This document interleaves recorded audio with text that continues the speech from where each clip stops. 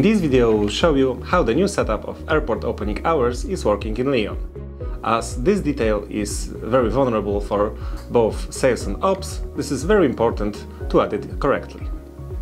The airport opening hours can be defined as in the same place as always. So if you go to the airport directory and you will find some particular airport and you will go to the details tab, on the right you will find three sections: airport hours, control tower hours and custom hours.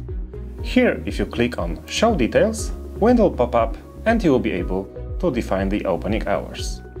First, you need to define the time zone, so if it should be added in UTC or in local time.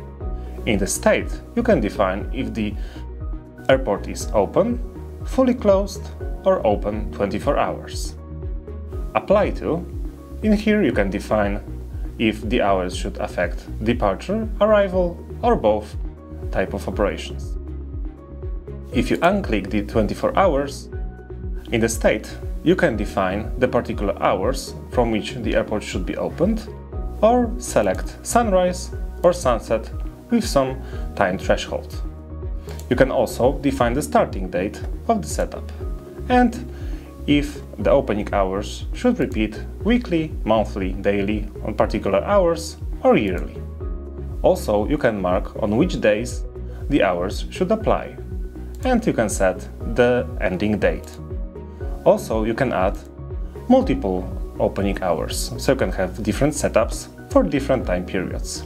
In this case, if the data will overlap, Lyon will look only on closing hour of the airport. Also in here, you can add notes to provide additional information. Airport opening hours can provide very important warnings for your sales department, operations and crew members. So this is a crucial information for your team members.